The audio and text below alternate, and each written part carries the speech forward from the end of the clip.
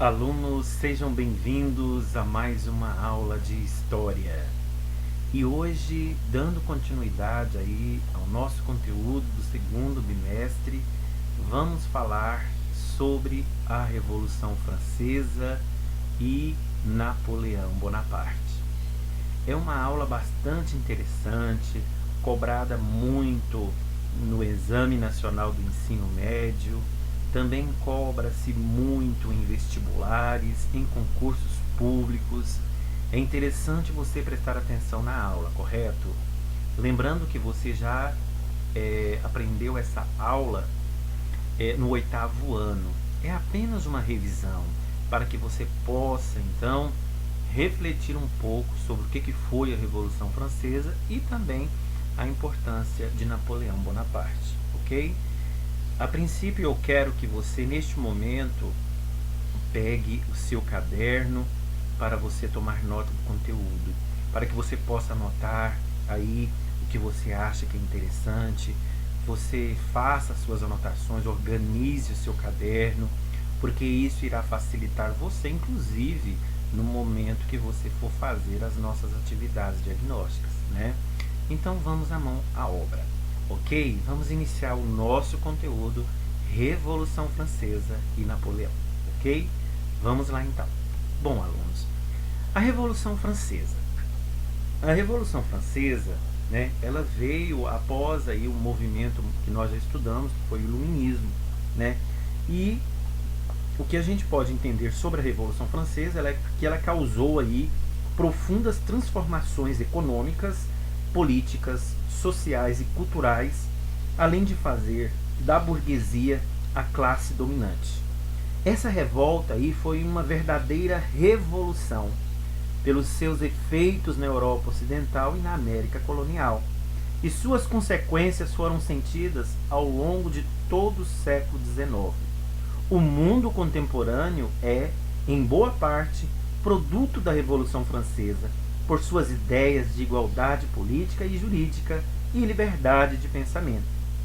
Quando eu falo de Revolução Francesa, alunos, eu sempre digo que ela aconteceu em 1789, foi um momento que acaba aí a Idade Moderna e inicia a Idade Contemporânea. Então, é um momento de mudança aí no mundo, onde praticamente começa a idade que nós estamos hoje, que é a contemporânea, correto? Muitos fatores levaram a uma Revolução Francesa. O sistema de governo deles era monarquia absoluta. O rei ele governava com poderes absolutos, controlando a economia, a justiça, a política e até mesmo a religião dos súditos. Foi o que eu falei para vocês nas aulas anteriores, aluno. A monarquia absoluta é aquela monarquia que o rei, ele praticamente governava sozinho. O poder estava todo em sua mão. Por isso que a gente fala absolutismo, governo absoluto, monarquia absoluta, correto? Então, para que ocorresse a Revolução Francesa, houve-se então anteriormente movimentos que lutaram para que essa Revolução Francesa acontecesse, correto? Vamos então ao nosso próximo slide. Bom, a introdução do conteúdo. A Revolução Francesa ela foi o conjunto aí de eventos que de 1789 a 1799 alterou o quadro político, econômico e social da França. Antes da Revolução, a França era caracterizada pelo antigo regime, ou seja, qual é a característica do antigo regime? O absolutismo monárquico, o mercantilismo e a sociedade estamental. Basicamente, neste período, aluno do antigo regime, a gente vê então o poder todo nas mãos do rei. Ele controlava praticamente a economia através do mercantilismo e também a sociedade era estamental. Era aquela sociedade por pirâmide social. Primeiro Estado, segundo Estado e terceiro Estado, né? Conforme nós já estudamos em aulas anteriores.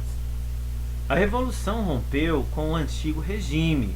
Então, essa Revolução Francesa de 1789, ela vai acabar com o antigo regime. E este antigo regime, alunos, dominou a Europa desde o século XV. Tornou-se, assim, um importante marco histórico, iniciando aí a Idade Contemporânea, conforme eu já falei para vocês. Foi através da Revolução Francesa de 1789 que deu início aí a esse importante marco histórico que é a Idade Contemporânea, a qual nós estamos vivendo até hoje. A Revolução Francesa inspirou reformas em outros países, além de ter influenciado na independência das colônias espanholas e também na proclamação da independência do Brasil. Então, alunos, lembra quando nós estudamos o Iluminismo, que foi aquele movimento aí ideológico que usava a razão para que as pessoas pudessem saber o que é certo e o que é errado? Então, foi a partir deste momento que eles começaram a cobrar dos governantes melhores condições de vida. Nada melhor do que uma revolução para que o governo entendesse que eles estavam revoltados com a situação que se encontrava naquele momento, ok? Vamos então ao nosso próximo slide. Introdução.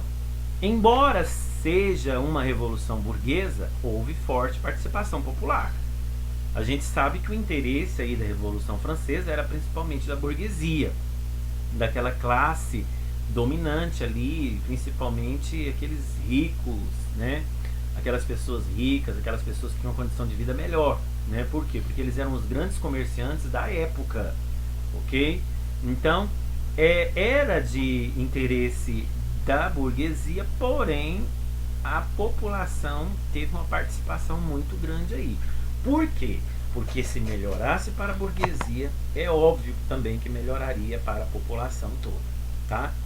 Representa o momento em que a burguesia, já detentora do poder econômico, atinge o poder político. Então, a gente vai ver no finalzinho que os jacobinos, né, a República dos Jacobinos, eles vão dominar a França, vai tirar Luís XVI do poder e vai então dominar. E quem vai participar dessa República Jacobina serão os burgueses. Então, os burgueses, eles já tinham um detentor econômico, eles já comandavam o poder econômico, eram os maiores comerciantes da época.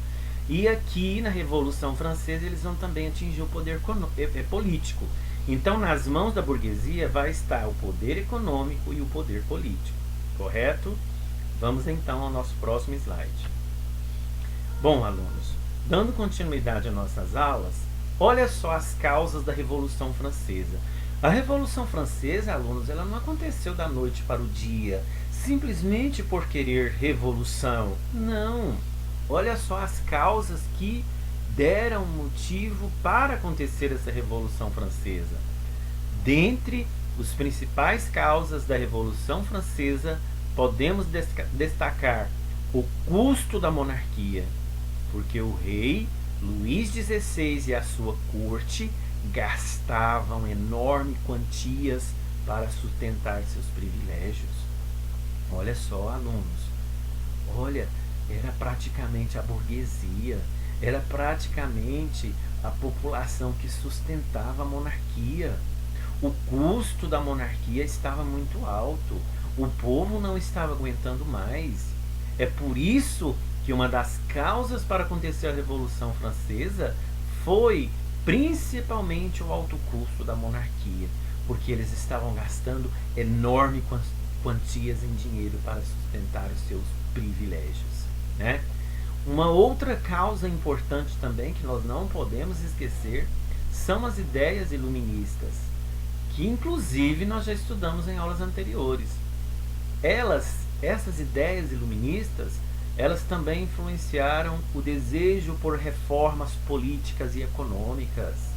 Os ideais de liberdade, de igualdade e de fraternidade acabaram estampados aí nas cores da bandeira e também do hino da França. Então, o que os burgueses, o que a população francesa estava procurando? Estava procurando a liberdade, estava procurando a igualdade. né, a liberdade e a fraternidade. É por isso que ela foi inspirada nas ideias iluministas, porque os nossos principais pensadores iluministas, eles defendiam isso. Eles defendiam que o povo tinha que ter liberdade, eles defendiam que o povo tinha que ter igualdade e principalmente a fraternidade. Ok? Os gastos com guerras pesou aí na economia do país. A França participou da guerra da independência dos Estados Unidos e perdeu a guerra dos 7 anos contra a Inglaterra. Então, esses gastos também dessas guerras aí foi um dos motivos principais para iniciar então a Revolução Francesa de 1789.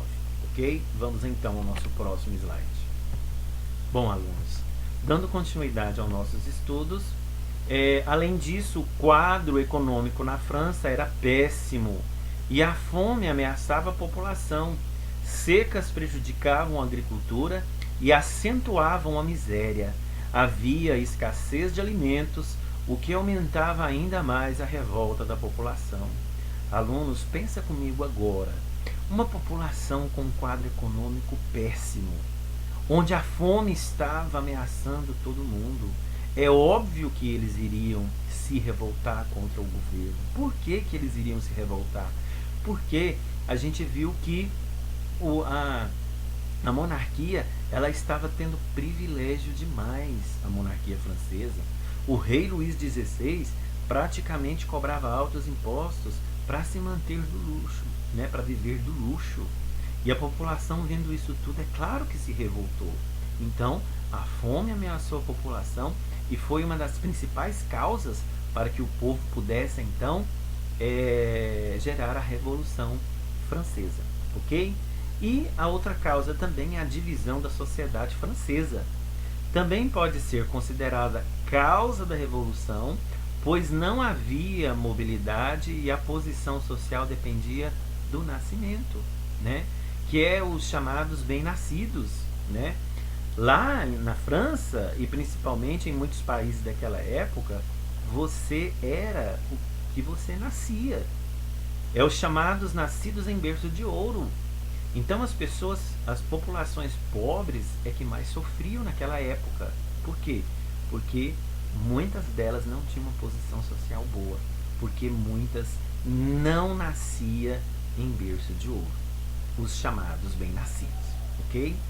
Alunos, eu acho que esse conteúdo aqui é muito importante, espero que vocês estejam entendendo o conteúdo. É um pouquinho rápido, porque senão o vídeo fica muito grande, tá bom?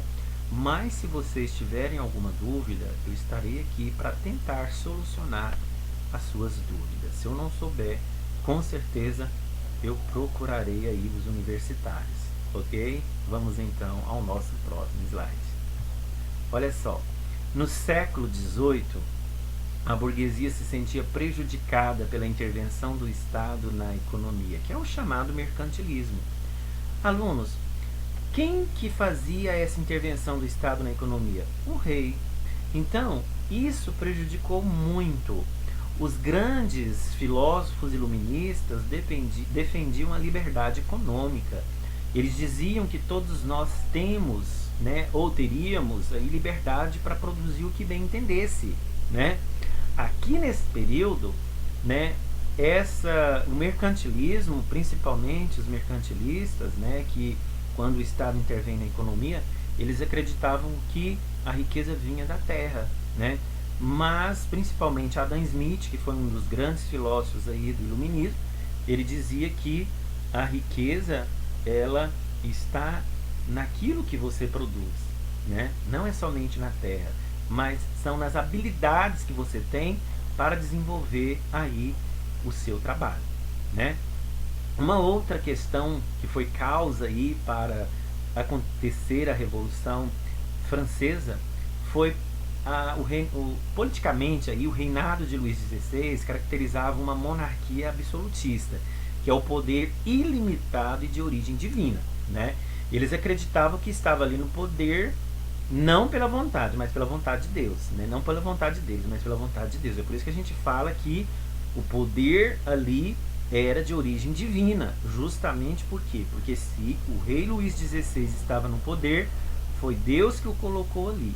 Então, muitos o consideravam como um semideus, né? Uma pessoa que tinha poder aqui na Terra, que poderia ser, inclusive, por ser mandado por Deus, uma pessoa divina. Olha para vocês verem a contradição, né?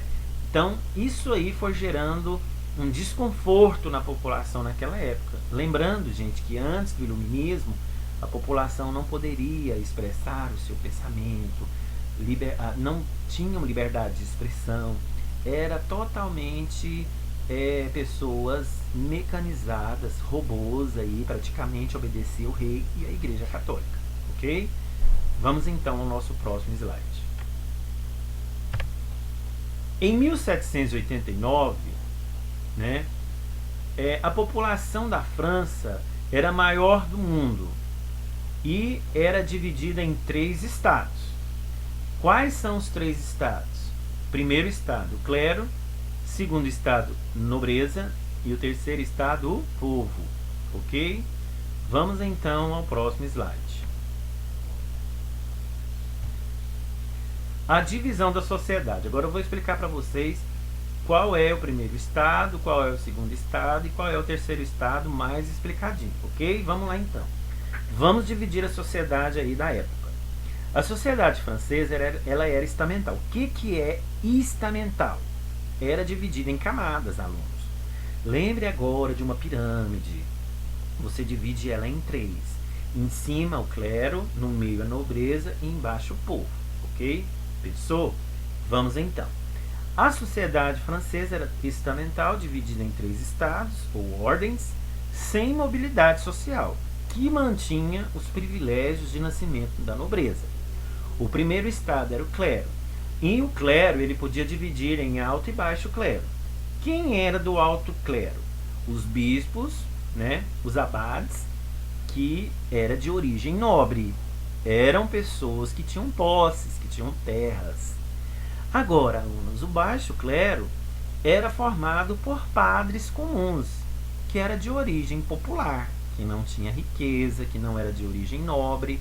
Então, o primeiro estado era praticamente representado pela Igreja Católica. Nós podemos dividir o primeiro estado em alto clero e baixo clero, ok? Vamos então ao segundo estado, a nobreza. Tínhamos a nobreza de sangue e a nobreza de toga. A nobreza de sangue eram praticamente os herdeiros da nobreza feudal, aqueles grandes latifundiários, né? E o de toga eram os burgueses que compravam ou ganhavam títulos de nobreza, né? De sangue é que já nascia ricos, e de toga eram aqueles que compravam ou ganhavam título de nobreza. Entendidos? Vamos então ao terceiro estado, o povo. O povo era dividido em burguesia e pobres. Vamos então à burguesia. Nós tínhamos a alta, a média e a pequena burguesia. Os burgueses, alunos, para quem não sabe, eram os grandes comerciantes da época, detinham dinheiro, ganhavam lucros, né? E eram praticamente eles que sustentavam a monarquia. Os pobres, quem eram os pobres? Eram os camponeses, os trabalhadores urbanos e os desempregados. Eram praticamente a parte mais baixa aí da sociedade na época. Vou tomar uma água aqui, tá bom? Só um momento. Vamos lá então. Bom, alunos, olha só. Vamos ao próximo slide. Alunos, vocês entenderam essa divisão da sociedade? Ela é bem fácil. É só a gente analisar aí o primeiro estado, clero, o segundo estado, nobreza, o terceiro estado, o povo. Ok? Vamos lá então ao próximo slide. O clero. O alto clero, já expliquei isso para vocês, era composto pelos bispos, né, pelos abades e os cônicos. O baixo clero era simplesmente os sacerdotes, e eram pobres eles. A nobreza era basicamente formada pelo rei, pela sua família, pelos condes, pelos duques, pelos marqueses e outros nobres. nobreza, pessoas importantes.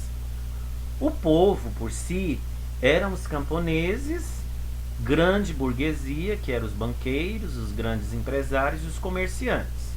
A média burguesia, quem eram? Os profissionais liberais. A pequena burguesia eram os artesãos e os comerciantes. E os sans-culottes, que eram os aprendizes de ofícios, assalariados e desempregados. Ok? Vamos ao próximo slide. O clero e a nobreza tinham vários privilégios, não pagavam impostos, recebiam pensões do Estado e podiam exercer cargos públicos. Olha para vocês verem, gente. Então, quem detinha poder aqui nesse período era o primeiro e o segundo Estado. O terceiro Estado não tinha nenhum privilégio praticamente. Então, eles detinham vários privilégios, ok? O povo, que era do terceiro Estado, tinha que arcar com todas as despesas do primeiro e do segundo Estado. Com o passar do tempo, influenciados pelos ideais do iluminismo, o terceiro Estado então começou a se revoltar e a lutar pela igualdade de todos perante a lei. Pretendiam combater, dentre outras coisas, o absolutismo monárquico e os privilégios da nobreza e do clero. Alunos, agora vem aqui comigo. Preste atenção numa coisa. Você sendo explorado a vida inteira, chega um determinado momento que você já não aguenta. Foi o que o terceiro Estado fez. O terceiro Estado não estava aguentando mais os privilégios do primeiro e segundo Estado. E com o passar do tempo, aí, inclusive veio os iluministas para poder clarear a mente desse terceiro Estado e fez com que eles começassem a se revoltar e a lutar pela igualdade de todos perante a lei. Se tem lei, por que não cumpre? Então, eles pretendiam, o terceiro Estado, eles pretendiam então combater, dentre outras coisas, o absolutismo monárquico. Aquele poder desenfreado nas mãos do rei. E outra, o privilégio da nobreza e do clero também. Por quê? Quem estava saindo bem nesse contexto aqui? Somente a nobreza e o clero, a Igreja Católica, né? Então, alunos, compreenderam? Espero que sim. Vamos então ao nosso próximo slide. Olha só, vemos aqui praticamente aí nessa figura aqui uma representatividade do primeiro, segundo e terceiro Estado, né? Praticamente, né, o terceiro Estado aí sendo carregando aí, né, em suas mãos o primeiro e o segundo Estado, né? Então é uma charge muito interessante, onde a gente percebe que o senhorzinho que está embaixo, ele representa o povo, o terceiro Estado. E em cima dele está quem? O primeiro e o segundo Estado, a nobreza e o clero, em cima dele. Por quê? Porque era ele que sustentava toda essa população aí. Era o povão, eram as pessoas mais humildes que sustentavam esse povo. Ok? Deram para vocês entenderem? Vamos então ao próximo slide. Olha só. Etapas da Revolução. Como que se deu a Revolução Francesa de 1789? Alunos, não esqueçam. A Revolução Francesa aconteceu em 1789, ok? 1789. E foi aí que começou o período no qual nós estamos até hoje, que é a Idade Contemporânea. Vamos às etapas da Revolução. As etapas da Revolução Francesa, ela começou com a Assembleia dos Estados Gerais em 1789. Por que aconteceu essa Assembleia dos Estados Gerais, gente? Para resolver as questões dos impostos. O rei, ele convoca a Assembleia dos Estados Gerais com representantes dos três estados, né? Primeiro, segundo e terceiro Estado, que nós falamos agora anteriormente, entendeu? Então, representantes dos três estados participaram dessa Assembleia dos Estados Gerais. Nessa Assembleia dos Estados Gerais, a nobreza e o clero queria de qualquer jeito fazer valer o voto por ordem social. O povo, né, que levava vantagem, queria que os votos fossem individual. Diante da impossibilidade de resolver a questão, o terceiro Estado se separou dos demais e formou a Assembleia Nacional Constituinte. Então houve uma separação. O primeiro e o segundo Estado, né, continuou aí, mas o terceiro Estado, que era o povo, se separou aí e formou então a Assembleia Nacional Constituinte. Ou seja, o terceiro Estado se tornou aí autônomo, né? Ele se separando dos demais, formou então a Assembleia Nacional Constituinte. Vamos ao próximo slide. Os Estados Gerais. Os Estados Gerais, alunos, foi aberta em 5 de maio de 1789, reunia nobreza, né, com 291 integrantes, o clero com 300 e o terceiro Estado com 610 integrantes. Porque era a maioria, gente. Sua última convocação tinha sido em 1614. Nós estamos em 1789, né? Então, se a gente for analisar aqui, estamos em 1789, data da Revolução Francesa, e a última convocação dos Estados Gerais foi em 1614. Então, sabe quantos anos que se reuniram novamente? 175 anos depois, né? Olha para vocês verem, muito, né?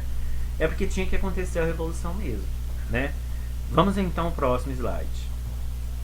O rei Luís XVI, ele tentou reagir, mas o povo permaneceu unido, então foram para as ruas dizendo: liberdade, igualdade e fraternidade, que é liberté, égalité e fraternité.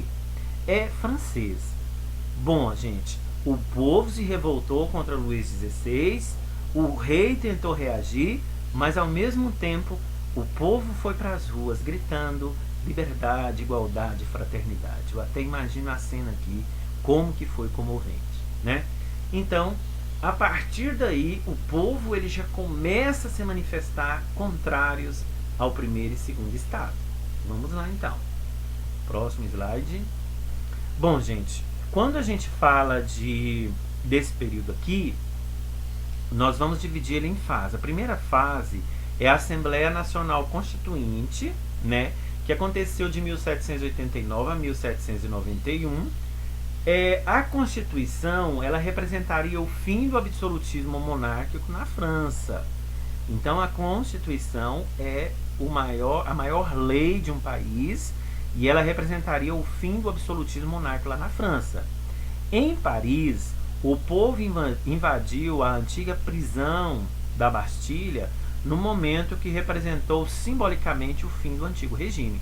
Alunos, prestem atenção nisso aqui. Inclusive, eu já até perguntei essa questão. O símbolo aí da Revolução Constituinte, da Revolução Francesa de 1789 foi a queda da Bastilha. O que era a Bastilha? A Bastilha, gente, era uma antiga prisão onde praticamente iam aquelas pessoas que eram contrárias aí o absolutismo do rei Luís XVI, certo? Então todo mundo que era contra ele, praticamente ele mandava para essa Bastilha e ali ficava preso. O povo então uniu e invadiu a antiga prisão da Bastilha e então libertaram todos aqueles que estavam presos ali, correto? Então este momento representou a queda, o fim do antigo regime, ok? Na zona rural, os camponeses invadiram castelos, incendiaram plantações e massacraram membros da nobreza e do clero, que foi chamado de o Grande Medo, ok? Então, alunos, essa primeira fase, a Assembleia Nacional Constituinte, foi aquele momento que o povo realmente toma o poder. Lembra que eu falei para vocês no slide anterior que praticamente o terceiro Estado se separou do primeiro e do segundo e começou a formar uma Assembleia Nacional Constituinte? Então, eles formaram essa Assembleia Constituinte justamente para tomar o poder aí do rei Luís XVI, ok? Vamos então para o nosso próximo slide. Ok, vamos lá. A queda da Bastilha, maior símbolo da Revolução Francesa. Ela foi tomada em 14 de julho de 1789 e ela foi o símbolo da opressão do antigo regime. A queda da Bastilha é o marco simbólico da Revolução, ok? Então, se eu perguntar para vocês qual foi o marco, qual é o símbolo aí da Revolução Francesa de 1789, vocês vão responder para mim que é a Bastilha, ok? Vamos lá então. Se vocês olharem no nosso desenho aqui, vocês vão ver o que significa essa Bastilha. É uma espécie de fortaleza, né? É prisão fortificada, praticamente aí o povo invadiu e colocou abaixo aí todas as pessoas que estavam presas dentro dessa prisão. Vamos então ao próximo slide. Alunos, eu tenho que ser um pouco rápido, porque senão a gravação fica muito extensa e vocês acabam tendo sono, né? Mas é a vida. Bom, decisões da Assembleia Nacional Constituinte. O que a Assembleia Nacional Constituinte decidiu? Bom, ela decidiu a Declaração dos Direitos do Homem e do Cidadão. Inclusive, essa Declaração dos Direitos do Homem e do Cidadão resume principalmente nessa frase: todos têm direito à liberdade e à defesa da propriedade privada, né? Houve aí nessa Assembleia Nacional Constituinte a extinção dos privilégios feudais da nobreza. Houve aí a aprovação da Constituição Civil do Clero, o confisco das terras da Igreja e subordinação de seus membros ao Estado francês, ou seja, a Igreja começou a ser praticamente aí subordinado ao Estado. Houve a promulgação da Constituição de 1791, que estabelecia o voto censitário e a tripartição dos poderes, né, em executivo, legislativo e judiciário, 3 partidos, né? E quando a gente fala de voto censitário, é praticamente aquele voto baseado na renda, ok? Vamos lá então, próximo slide. A Declaração dos Direitos do Homem e do Cidadão. Olha o que resumidamente essa declaração fala. É a igualdade jurídica entre os indivíduos, todos são iguais perante a lei, né? O fim dos privilégios do clero e da nobreza, eles não tinham mais privilégios, né? Eles não iriam mais ser sustentados pelo terceiro estado. A liberdade de produção e do comércio sem interferência do Estado. Então o mercantilismo praticamente acabou, né? Porque o mercantilismo é aquela prática da interferência do governo do Estado na economia, né? A proibição de greves, a liberdade de crença, que todo mundo poderia ter a sua própria religião, não era somente a oficial da época, que era católica. Houve a separação do Estado e da Igreja, houve a nacionalização dos bens do clero e criaram os 3 poderes, legislativo, executivo e judiciário, baseado aí nas ideias do nosso Montesquieu, né, do grande pensador iluminista. Vamos então ao nosso próximo slide. A monarquia constitucional, praticamente, né, que foi a segunda fase, foi de 1791 a 1792. O Luís XVI ele aceitou a Constituição, mas foi pego ao tentar fugir com sua família para a Áustria e preso no Palácio das Tulherias, né? As monarquias absolutistas da Europa começaram a organizar uma ofensiva contra a França e, diante da invasão prussiana, a Assembleia convocou todos os cidadãos à guerra. As armas, né? Cidadãos, formai vossos batalhões. Marchemos, marchemos, nossa terra do sangue impuro se saciará. Que é um trecho aí do hino deles, né? Então, a monarquia constitucional foi praticamente os momentos finais de Luís XVI no poder. Houve então, né, a multidão enfurecida invadiu o local onde o rei estava preso, considerando um traidor. Os revolucionários aboliram aí a monarquia e proclamaram a república. Nesta imagem você vê a invasão ao Palácio de Tulherias no dia 10 de agosto de 1792, tá? Então o povo se revoltou contra o rei, invadiu a prisão no qual ele estava preso, né? Porque ele foi considerado traidor. Próximo slide. A invasão do Palácio das Tulherias em 10 de agosto de 1792 quase resultou aí no massacre da família real, da família do Luís XVI. No mês seguinte, os famosos massacres de setembro possibilitaram a expressão de toda a fúria revolucionária. Então esse período aqui foi um período de bastante turbulência na França, né? Por quê? Porque na verdade o povo estava querendo depor quem? Depor aí a monarquia francesa. Vamos ao próximo slide. A segunda fase, a convenção, aconteceu de 1792 a 1793.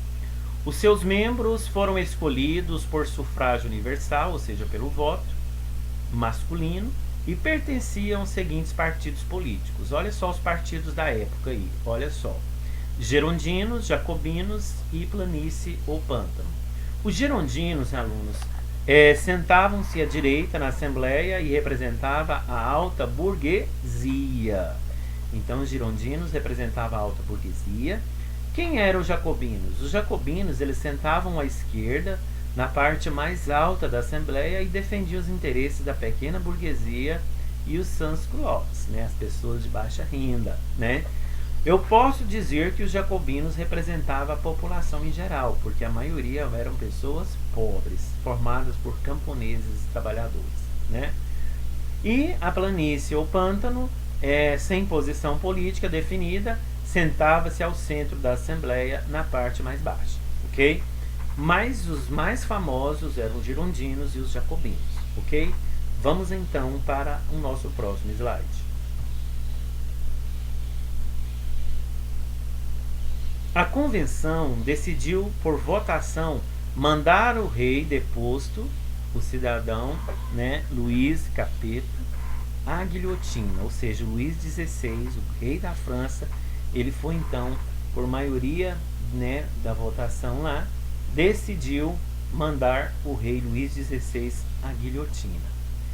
E a execução do rei levou as nações absolutistas, por exemplo, a Áustria, a Prússia, a Espanha, reinos italianos, Países Baixos e a Inglaterra, a formar a primeira coligação contra a França. Dentro da França houve levantes, né, antirrevolucionários, né, levantes antirrevolucionários de camponeses instigados por padres revolucionários aí, e pela pequena nobreza. Em junho de 1793 tem início a República Jacobina, né, que é conhecido como Terror, quando os sans-culottes e os jacobinos invadiram a convenção e prenderam os líderes girondinos, né? Então, quando a gente fala de jacobinos e girondinos, a gente tem que analisar o seguinte, olha só. Os girondinos, eles eram representantes da alta burguesia, e os jacobinos eram representantes aí da pequena burguesia, ou seja, dos interesses da pequena burguesia e dos trabalhadores em geral, ok?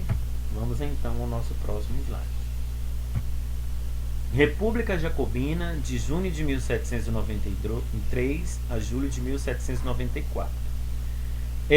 Criação, então, na República Jacobina, houve a criação do Tribunal Revolucionário, que julgava os opositores da Revolução e condenava-os à morte na guilhotina. Então, todos, praticamente, que eram opositores da Revolução Francesa eram condenados à morte na guilhotina, ok? Para quem não sabe o que é guilhotina, gente, olha, aqui tem uma foto do meu lado direito, e é tipo,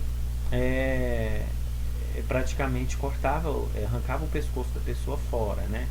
Colocava aqui o pescoço da pessoa, aqui, conforme vocês estão vendo aí, e abaixava aí, né, o corte, né, aí, para poder arrolar a cabeça abaixo, né?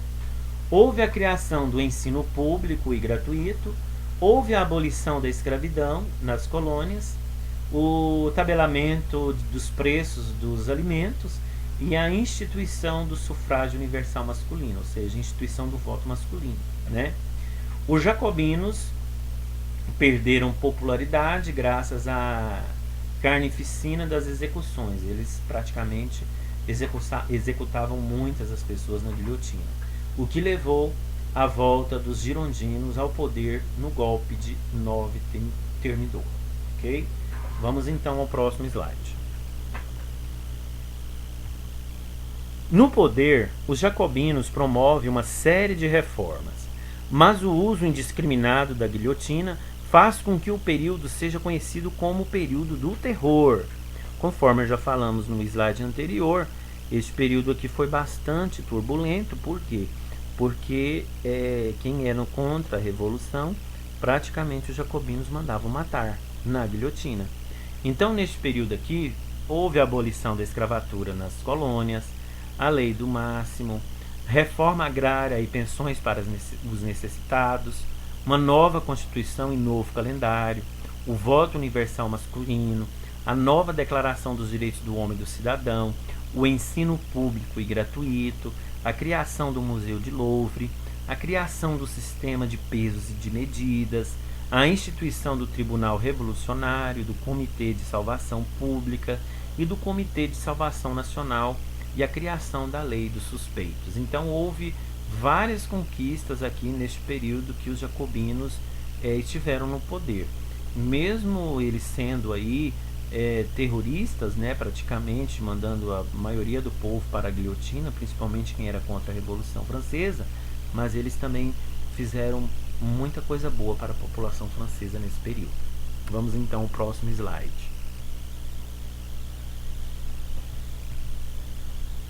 A reação termidoriana, que foi de 1794 a 1795. Houve aí a execução de Robespierre, né, na guilhotina, e anulação das medidas populares tomadas pelos jacobinos, restabelecimento da liberdade de preços e promulgação de uma nova Constituição que estabelecia que o poder executivo seria exercido pelo diretório, além do retorno do voto censitário, ou seja, voto pela renda, baseado na renda, né? Daqui a pouco nós vamos falar sobre esse diretório. Em 27 de julho, 9 termidor do ano segundo do novo calendário da Revolução, essa nomenclatura 9 de termidor do ano segundo do novo calendário da Revolução era o novo calendário que eles implantaram lá na França, tá bom? Para nós, 27 de julho. Para eles, 9 de termidor do ano segundo do novo calendário da Revolução, ok? Os girondinos sobreviventes retomaram o poder. Inicia-se a Convenção Termidoriana. Várias das leis e medidas baixadas pelos jacobinos foram anuladas. Os girondinos promoveram a perseguição dos inimigos políticos, é o chamado terror branco, ok? Aqui na foto nós vemos a cabeça de Robespierre, que é exibida ao povo. Olha lá, o senhor de vermelho expondo aí a cabeça de Robespierre aí para o povo, porque ele foi morto aí pela guilhotina. Vamos então ao próximo slide. As mulheres participaram ativamente da Revolução, mas foram sendo excluídas da vida política. Olympe de Gouges escreveu a Declaração dos Direitos da Mulher e da Cidadã. Charlotte Corday matou Marat e disse em seu julgamento: matei um homem para salvar 100.000. Ambas morreram na guilhotina. Gente, era muito comum morrer na guilhotina naquela época, ok? Vamos lá então. A terceira fase é o diretório, que foi de 1795 a 1799. É praticamente a última fase aqui da Revolução Francesa. Após a queda, né, de Robespierre, a alta burguesia voltou ao poder dispostas a consolidar suas conquistas. Em agosto de 1795 foi criado o diretório, no qual 5 membros, chamados de diretores, exerciam o poder executivo. Essa fase encerrou em 1799. A crise econômica agravava-se a cada dia, a corrupção aumentava e faltavam alimentos. Com o passar do tempo, o governo do diretório foi ficando cada vez mais enfraquecido. Com a França imersa no caos e sob a ameaça de ataques internos e externos, a burguesia articulou entregar o poder a alguém influente, poderoso. Esse alguém foi o jovem general Napoleão Bonaparte, que a partir de 1799 começou a governar a França, ok? Então a gente vai ver aqui um novo governante para a França, que foi o famoso Napoleão Bonaparte, que todo mundo conhece aí, ok? Vamos então ao nosso próximo slide.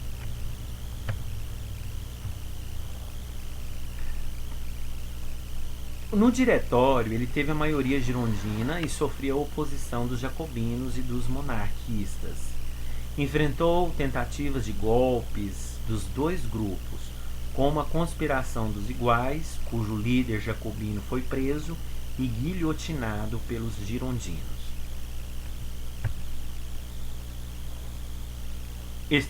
Externamente, a França ainda enfrentava com sucesso os países absolutistas e começou a se destacar o gênio militar de Napoleão Bonaparte. Para consolidar sua república burguesa, os girondinos apoiaram o golpe dos 18 Brumário. Bonaparte derrubou o diretório e instituiu o consulado. Então a gente vai ver agora aí praticamente o governo de Napoleão Bonaparte, porque praticamente ele deu um golpe e tomou o poder. O significado da Revolução Francesa: golpe de Estado. Napoleão Bonaparte deflagrou então um golpe de Estado com o apoio da burguesia e do exército. O que foi o golpe de 18 Brumário? Napoleão Bonaparte dissolveu o diretório e estabeleceu um novo governo, o consulado. Consolidou as conquistas da alta burguesia e o fim do ciclo revolucionário. Praticamente foi acabando aí a Revolução Francesa. Agora nós vamos falar sobre o período napoleônico, né? Que é o período em que Napoleão Bonaparte governou a França. Napoleão Bonaparte, ele praticamente foi um importante líder militar que destacou-se contra o primeiro e a segunda coligação. Em 1799 tomou o poder criando o consulado, inaugurando então o Império em 1804. Vitorioso na maioria de suas batalhas, tentou promover a modernização do Estado francês, com destaque para o Código de Leis, que leva o seu nome, Código de Leis de Napoleão Bonaparte. O período napoleônico pode ser dividido assim: em 1800, surge o Banco da França. Em 1801, concordata com a Igreja Católica, houve um acordo. Em 1802, plebiscito do cônsul vitalício, Em 1803, a venda de colônias francesas aos Estados Unidos. Em 1804, o Código Napoleônico reformou a educação, abriu escolas primárias públicas em todas as aldeias, estimulou o ensino superior e subordinou as escolas técnicas ao Estado, e fez também grandes obras públicas. Este foi o marco do período napoleônico. A vitória dos britânicos na Batalha de Trafalgar, em 1805, evidenciou a supremacia naval inglesa. Napoleão decreta o bloqueio continental em 1806. Os britânicos então passaram a atacar navios franceses e com carga de produtos franceses. Os americanos baixam a lei do embargo em 1807, porque a ação inglesa causa danos à economia americana. E aqui a gente vê aqui um mapa do esquema da Batalha do Trafalgar. A gente vê aqui a conquista da Europa, nessa parte aqui,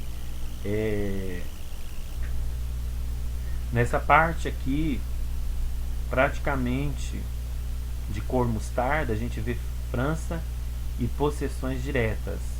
E a parte branca aqui, países dependentes, vitórias de Napoleão, derrotas de Napoleão, aqui tudo junto com essas estrelinhas aqui, rosa, azul, etc. Tem aqui um quadro da coroação de Napoleão, depois de um plebiscito em 1804, quase não saiu, mas saiu.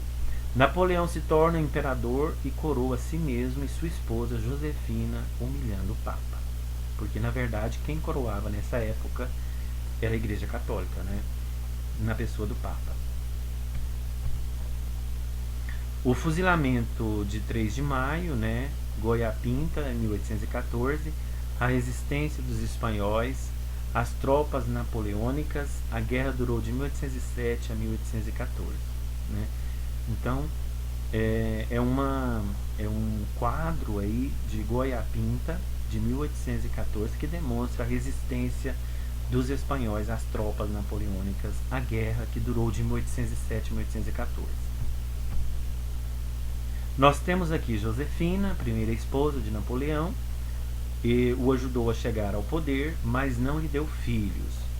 Ela perdeu seu lugar aí para Maria Luísa da Áustria, né? Porque naquela época a mulher tinha que dar filho homem ao esposo, para que ele pudesse então ser o seu sucessor. Como Josefina não deu, ele então arrumou uma outra esposa chamada Maria Luísa da Áustria. Depois da campanha da Rússia em 1812, foi derrotado na Batalha de Leipzig em 1813, forçado a renunciar e partir para o exílio na ilha de Elba. Napoleão retomou o poder em 1815 e, derrotado definitivamente na Batalha de Waterloo em 1815, ele morreu na ilha de Santa Helena. A campanha da Rússia, em 1812, levou ao colapso as forças militares francesas. O Congresso de Viena, que ocorreu em 2 de maio de 1814 a 9 de junho de 1815, tentou restaurar o absolutismo na Europa. Poucos de seus objetivos foram atingidos, ou seja, ninguém queria a volta do absolutismo